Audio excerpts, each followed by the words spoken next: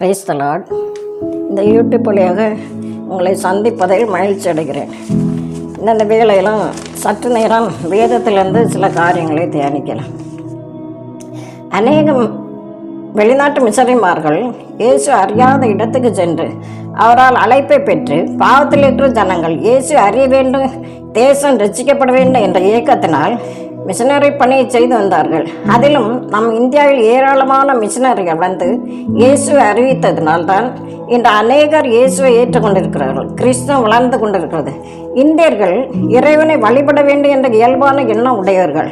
எல்லாம் துறந்து சாதுக்களாக வாழ்ந்து இறைவனை தேடும் மக்கள் கூட்டமும் இந்தியாவில் உண்டு. கிறிஸ்தவ சாதுவாக வாழ்ந்து உலகிலேயே வெளிச்சமாயிருந்தவர் சாது சுந்தர் சிங். சுந்தர் சிங் 1889 செப்டம்பர் மாதம் 3 நமது இந்தியாவில் பஞ்சாப் மாநிலத்தில் உள்ள ராம்பூர் என்ற ஊரில் பிறந்தார். இவர் தந்தை சீக்கிய குலத்தில் பிரசித்த பெற்ற ஒரு விவசாயி. சுந்தர் இவரின் கடைசி மகன். சுந்தரின் மூத்த சகோதரர்கள் சீக்கிய ராஜ்யத்தில் உயர்ந்த அரசு பதவி வகித்து வந்தார்கள். இவரின் தாய் நல்லொழுக்கமும் சாமர்த்தியமும் குருட்டாட்டங்கள் அற்ற தெளிந்த புத்தியுள்ள ஒரு தாய். இவர் கடைசி பிள்ளையானதால் தாயாரை விட்டு பிரிந்திருப்பது கஷ்டம். தாயார் சீக்கிய குருக்களிடம் சாதுக்களிடமும் போதனை கேட்டும் அவர்களை மதித்து வந்தார்கள். சுந்தரிடம், நீ உலக பெருமையில் சிந்தை வைக்காமல் தெய்வ விருப்பம் உடையவனாய் தேவ சமாதானம் என்று சொல்லப்படுகிற சாந்தி நிலை அடைய வேண்டும், அதுவே மேலாது என்று கூறி வந்தார். சுந்தர் 7 வயதிலேயே சமஸ்கிருத பாஷை பகவத்கீதை முழுவதையும் தாயார் மூலம் கற்று மனப்பாடம் செய்ததால் வளர வளர அறிவிலும் தெய்வத்தை தேடுவதிலும் விருப்பம் கொண்டார். சீக்கியருடைய கிரந்தத்தையும் இந்து மத ஸ்மிருதிகளையும் முகமதுடைய குரானையும் ஓய்வின்றி படித்தார். அதன் மூலம் மன கலக்கமே அன்றி சமாதானம் அவருக்கு ஏற்படவில்லை. தான் படித்ததொன்றும் அவருக்கு நிம்மதி தரவில்லை. இந்நிலையில் கிறிஸ்தவ பாடசாலைக்கு இவர் படிக்க வேதத்தை சொல்லிக் கொடுக்க அதை மிகவும் வெறுத்தார். கிறிஸ்தவ போதனைகளை இதற்கு முன் கேட்டதே இல்லை, இது நூதனமானது என்று இந்த மதத்தை மிகவும் வெறுத்தார். வேதத்தை வாசிக்க ஆசிரியர் சொன்னபோது இவருடைய ரத்தம் கொதித்தது. சீக்கியனான நான் ஏன் இதை வாசிக்க வேண்டும், எங்கள் வேதம் கிரந்தம் அல்லவோ என கோபம் கொண்டார். உடன் மாணவர்கள் புதிய ஏற்பாட்டை விலை கொடுத்து வாங்கி படித்தனர். அது தன் மதத்திற்கு எதிரானதால் கோபம் கொண்டு கற்றுக் கொடுத்த ஆசிரியர்களையும் கிறிஸ்தவத்தையும் பகைத்து உடன் மாணவரை தூண்டிவிட்டார். புதிய ஏற்பாட்டை தீயில் கிழித்து போட்டு எரித்தார். இதை கேட்ட தந்தை அவரை கடிந்து கொண்டு அவரை மிஷனரிடம் திருப்பி கொடுத்திருக்க வேண்டுமே தவிர எரிக்க கூடாது என்று அவருக்கு புத்தி சொன்னார்.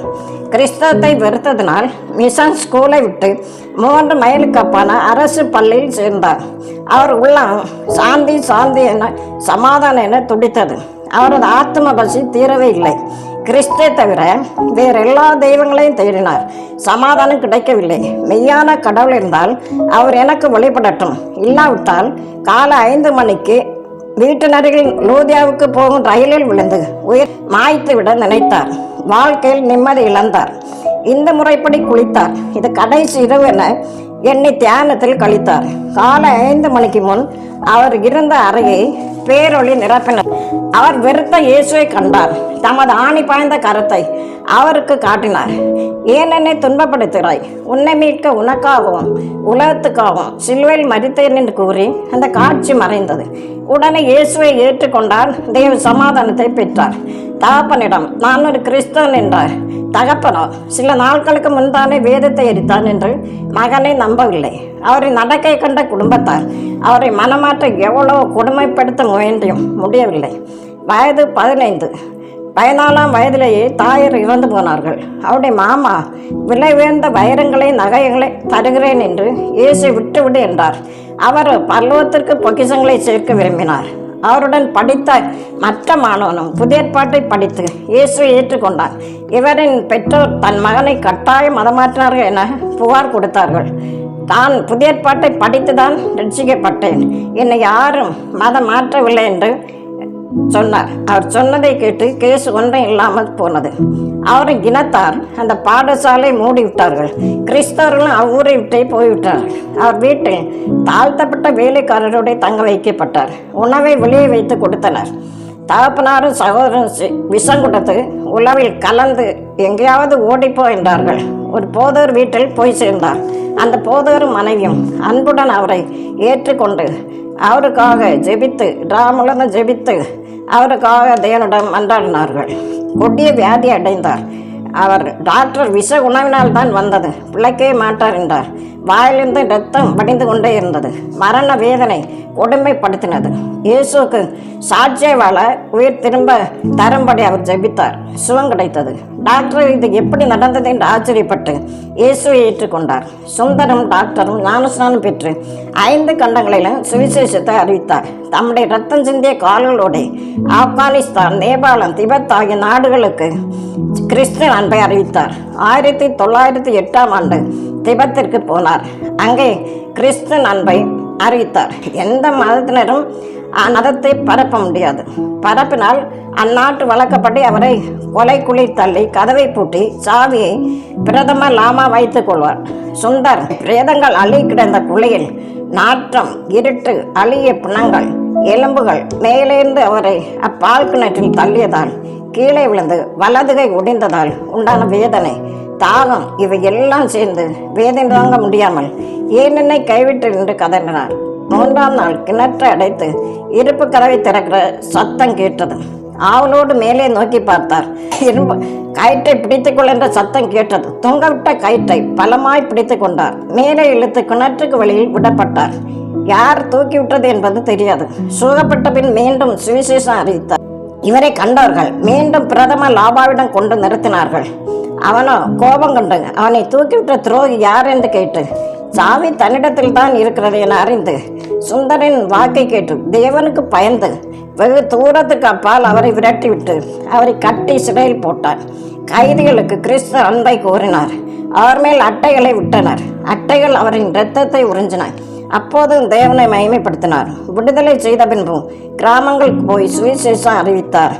ஒரு நாள் ரயிலில் பயணம் செய்து கொண்டிருந்த போது மந்திரவாதி ஒருவன் மந்திரத்தை பயன்படுத்தி அவரை கீழே இறக்கிவிட முயன்று முடியவில்லை. அவர் கையில் புதிய ஏற்பாடு இருந்தபடியால் அப்படி செய்ய முடியவில்லை என்று புதிய ஏற்பாட்டை வாங்கிவிட்டு முயற்சி செய்தார். முடியவில்லை. அப்போது அவர் அவனிடம் அந்த தேவனின் வார்த்தைகள் தன் இருதயத்தில் இருப்பதாக சொன்னார். அந்த வார்த்தை உலகமெங்கும் கூற தேவன் அவருக்கு பலன் கொடுத்தார். கொள்ளைக்காரர்களையும் கிறிஸ்துக்குள் வழி நடத்தினார். கிறிஸ்தன் நாமத்தின் மித்தம் எவ்வளவு பாடுகளை பட்டும் சுவிசேஷத்தை அதிக ஊக்கமாய் பிரசங்கித்து வந்தார். சர்வலோக கிறிஸ்தவர்களும் புத்துயிர் பெற்றார்கள். இந்தியாவில் மட்டுமே கடுமையான துன்பம் இவருக்கு நேர்ந்தது. நார்கண்டா என்ற ஊரில் வயலில் அறுத்து கொண்டிருந்த ஜனங்களுக்கு சுவிசேஷத்தை பிரசங்கித்தார். ஜனங்கள் கோபம் கொண்டு தூசித்தார்கள். ஒருவன் இவர் மேல் கல்லெறிந்த சில நிமிடத்தில் தலைநோவினால் அறுக்க முடியாமல் நின்றான். சுந்தர் அவன் அறிவாளை எடுத்து அவனுக்கு பதில் அறுத்தார். இதை கண்ட ஜனங்கள் தூசிப்பதை நிறுத்தி அவரை ஆதரித்தார்கள். தானியத்தை அளந்து பார்த்தபோது விளைவு அதிகம். காரணம் சுந்தர் தான் அவர் ஒரு தவசி என்று அறிந்தார்கள். திரும்ப அவரை அழைத்து ரட்சிப்பின் செய்தி அறிய விரும்பி அவரை தேடி காண முடியாமற் போயிற்று. தமது பரம எஜமானுக்கு ஊழியம் செய்து வந்த சுந்தர் பட்ட கஷ்டங்கள் பல தடவை உண்ண கிடையாமல் காட்டில் விளையும் கனி கிழங்குகளை புசித்து பசியின் அகோரத்தை தீர்த்தார். கல் நெஞ்சரான ஊரார் ராத்தங்க இடங்கொடாமல் விரட்டியதால் மரத்தடியிலோ இருண்ட கவியிலோ அடுத்து நித்திரை செய்தார். இரவில் இளைப்பாறு சென்ற இடங்களில் காட்டு மிருகம், பாம்பு தம்மோடு தங்கியிருந்ததை கண்டு திடுக்கிட்டு சமயம் பல. அவர் கழித்த காலமெல்லாம் பக்கத்தில் இருந்த காடுதான். அவர் உறங்கும் இடம். அக்கிராமத்தார் அவரை அவ்வளவு கொடுமைப்படுத்தினார்களாம். ஒரு இரவு களைப்போடு இருண்ட கெபிக்குள் நுழைந்து தன் போர்வை விரித்த போது தன் பக்கத்தில் அயர்ந்து தூங்கின சிவிங்கி ஒன்றை கண்டார். பயந்து எழுந்து அதன் வாய் நின்று தப்பித்த இயேசுவை மகிமைப்படுத்தினார். ஊராரால் துரத்துண்டு தண்ணியை ஜெபம் பண்ண ஒரு பாறையின் மேல் உட்கார்ந்த போது அருகில் உள்ள குகையில் பார்த்து கொண்டிருந்த ஒரு கடும் சிறுத்தையை அவர் கவனிக்கவில்லை. பயந்து போய் எழுந்து அவர் தேவனின் துணையால் காக்கப்பட்டார். இதை கேள்விப்பட்ட ஊரார், நம்மள் அநேகரை கொண்டு தின்ற துஷ்ட மிருகத்துக்கு இரையாகாது தப்பின இவர் ஒரு புண்ணிய புருஷர் போல இவர் சொல்ல நற்செய்தி கேட்பது சரியே என்று அவருக்கு செவி கொடுத்தார்கள். சுந்தர் தேவனை துதித்து மன தைரியம் கொண்டார். திபெத்து சென்ற அவர் திரும்பி வரவில்லை. தேவனோடு அவர் வருவார் என்பது நிச்சயம். சங்கீதம் 4:3 பக்தியுள்ளனை கர்த்தர் தமக்கென்று தெரிந்து கொண்டார் என்று வாசிக்கிறோம். இந்த சுந்தர் சீக்கிய குலத்தில் 7 வயதிலேயே பகவத்கீதையை படித்து மனப்பாடம் செய்தார். இவர் சீக்கிய மதத்தில் பக்தி உள்ளவராயிருந்து கிறிஸ்துவையும் மார்க்கத்தையும் வெறுத்து தம்மை கற்றுக் கொடுத்தவர்களையும் துன்பப்படுத்தி கல்லறிந்து புதிய பாட்டையும் கிழித்து எரித்தார். தேவன் ஏன் என்னை துன்பப்படுத்த என்று தரிசனத்தில் அவரை காட்டினார். ரட்சிப்பை பெற்று தேவனை அறிக்கிறவராக மாற்றினார். அதே போல் அப்போஸ்தலர் 9:3-4 படிக்கும்போது, கிறிஸ்தவர்களை துன்பப்படுத்தி கொலை செய்ய போன சவுலை கர்த்தர் வானத்திலிருந்து ஒரு ஒளி அவனை சுற்றி பிரகாசிக்க பண்ணி தரையிலே விழுந்தான். சவுலே சவுலே, நீ என்னை ஏன் துன்பப்படுத்துகிற என்று ஒரு சத்தத்தை கேட்டார். இவனும் கலாத்தியர் 1:13-15 வரை பார்க்கும்போது யூத மார்க்கத்திலே பக்தி வைராக்கியம் உள்ளவனாக இருந்தான் என பார்க்கிறான். அவனை தமக்கென்று தெரிந்து கொண்டு கர்த்தர் அழைத்து அவர் கர்த்தருக்காக பக்தி வைராக்கியம் உள்ள பவுலாக மாறினார். கர்த்தருக்காக பல பாடுகளை ஏற்றுக்கொண்டார். விசுவாசத்துக்கு விரோதமாய் எவ்வளோ பாடுகள் பட்டார். சுந்தர் சிங் விலை உயர்ந்த வைர கற்களையும் நகைகளையும் காட்டி விசுவாசத்திற்கு விலகச் செய்ய பார்த்தார்கள். எவ்வளோ பாடுகள் ஊத்திரங்களை சகித்தார். கடைசியரை விசுவாசத்தில் உறுதியாக நின்றார். பாடுகளை தாங்க முடியாமல் ஏனென்னை கைவிட்டு என்று அலறினார். சிலுவையில் அறையப்பட்ட போது இயேசுவும் என் தேவனே என் தேவனே ஏன் என்னை கைவிட்டீர் என்று மீண்டும் சத்தமாய் கூப்பிட்டார் என்று மத்தேயு 27:46 வாசிக்கிறோம்.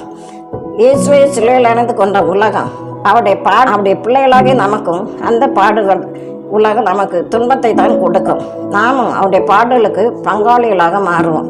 1 பேதுரு 4:12-13 உங்களை சோதிக்கும்படி உங்கள் நடுவில் பற்றியிருக்கிற அக்கினை குறித்து ஏதோ புதுமையென்று தெரியாமல் கிறிஸ்துவின் மகிமை வெளிப்படும் போது நீங்கள் கலையிருந்து மயிலும்படியாக அவருடைய பாடுகளுக்கு பங்காளிகள் ஆனதால் சந்தோஷப்படுங்கள் என்று வாசிக்கிறோம்.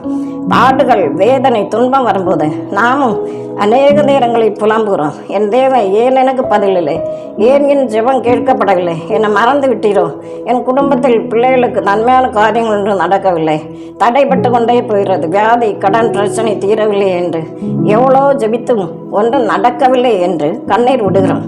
ஏசாயா 49:14-15 சீயோனோ கர்த்தரனை கைவிட்டார், ஆண்டவரனை மறந்தார் என்று சொல்லுகிறார். ஸ்திரியானவள் தன் கற்பத்தின் பிள்ளைக்கு இறங்காமல் தன் பாலகனை மறப்பாளோ, அவர்கள் மறந்தாலும் நான் உன்னை மறப்பதில்லை என்று கர்த்தர் சொல்லுகிறார்.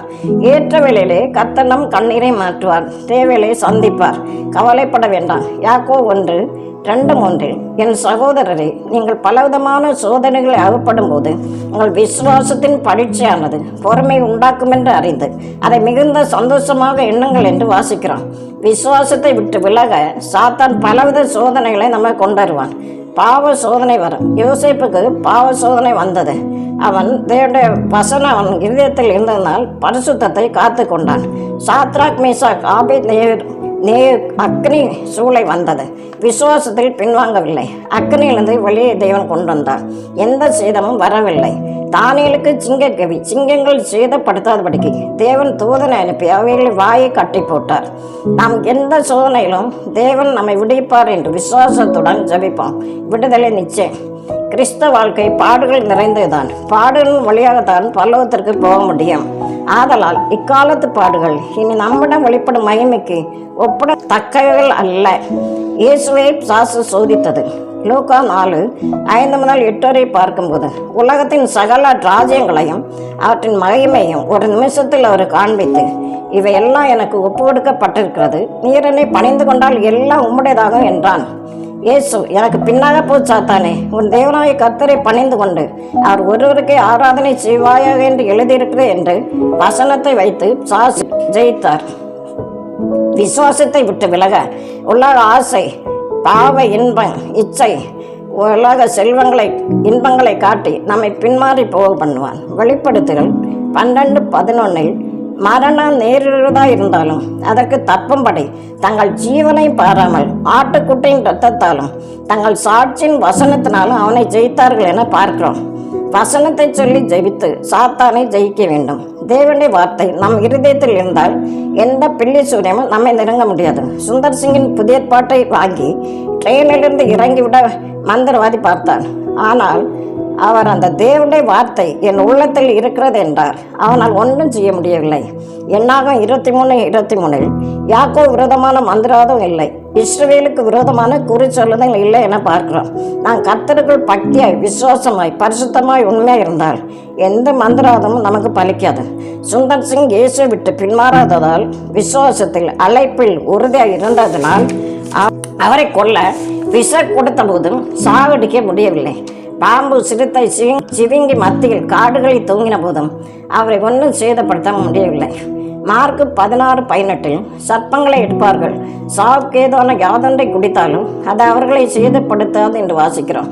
சிங்கங்களின் வாய்களை கட்டி தானியலை காப்பாற்றியது போல கர்த்தர் சுந்தர் சிங்கையும் காப்பாற்றினார். நாம துணிந்து விஷம் சாப்பிட்டால் செத்துப்போம். யாராவது நம்ம ஏமாற்றி தந்தால் கர்த்தருக்குள் விசுவாசம் என்றால் அது கொண்டு நமக்கு பலிக்காது. அப்போஸ்தலர் 12:7-8 சிறைச்சாலையிலிருந்து பேதுரை பிடித்து தூதன் வெளியே கொண்டு வந்து விட்ட போல சுந்தர் சிங்கை கொலையிலிருந்து விடுவித்து வெளியே விட்டார். லூக்கா 8:40 லேகியோன் சாசு பிடித்தவன் சுகமடைந்ததை கண்ட ஜனங்கள் மிகவும் பயந்து இயேசுவை தங்களை விட்டு போகும்படி வேண்டிக் கொண்டார்கள். இயேசு திரும்பி வந்தபோது அவருக்காக காத்திருந்து ஜனங்கள் அவரை சந்தோஷமாக ஏற்றுக்கொண்டார்கள் என பார்க்கிறோம். அதுபோல சுந்தர் சிங்கை தூசித்த ஜனங்கள் தானிய விளைவு அதிகமானதால் அவர் ஒரு தேவ மனிதன் என்று கண்டு அவரை திரும்ப அழைத்து ரட்சிப்பின் செய்தி அறிய விரும்பியும் அவரை காண முடியாமல் போயிற்று. என்று நாமும் இந்த நாட்களில் பலரும் இயேசுவை பற்றி சொன்னால் கேட்க மாட்டார்கள். இயேசு நற்செய்தி சுவிசேஷத்தை அறிவித்தால் அவர் செவி கொடுக்க மனமில்லாமல் போகிறார். ஆனால் கிருவின் வாசல் அடைப்படும் முன்னே இயேசுவை ஏற்றுக்கொள்வது நலம். அடைப்பட்ட பெண் ரட்சிப்பை பெற முடியாது. அதனால் தான் ஏசாயா 55:6 கர்த்தரை கண்டடையத்தக்க சமயத்தில் அவரை தேடுங்கள், சமீபமாக இருக்கையில் அவரை நோக்கி கூப்பிடுங்கள் என்று சொல்லப்பட்டுள்ளது. இந்த சுந்தருக்கும் பவுலுக்கும் வந்த பாடுகள் ஏராளம் ஓத்திரங்கள், எவ்வளோ ஓத்திரம். அதன் மத்தியிலும் தேவனிடம் உறுதியாக இருந்தார்கள். ஆனாலும் அவர்கள் விசுவாசத்தில் உறுதியாயிருந்த ஓத்திரங்களை சகித்தார்கள். அநேகரை நீதிக்குட்படுத்தினார்கள். தங்களை அவருக்காக தியாகம் பண்ணினார்கள். இயேசு தம்மையே நமக்காக சிலுவையில் தியாக பலியாக கொடுத்தார். நாம் எதையாவது இயேசுக்காக தியாகம் செய்திருக்கிறோமா? தேசத்தில் நல்ல தலைவரை கர்த்தர் நமக்கு தரும்படியாகும். ஒவ்வொரு பரிசுத்தவான்களுக்காகவும் ராஜாக்களுக்காகவும் அதிகாரமுள்ள யாருக்காகவும் ஜெபிக்க வேண்டும். ஜெபிப்போம்.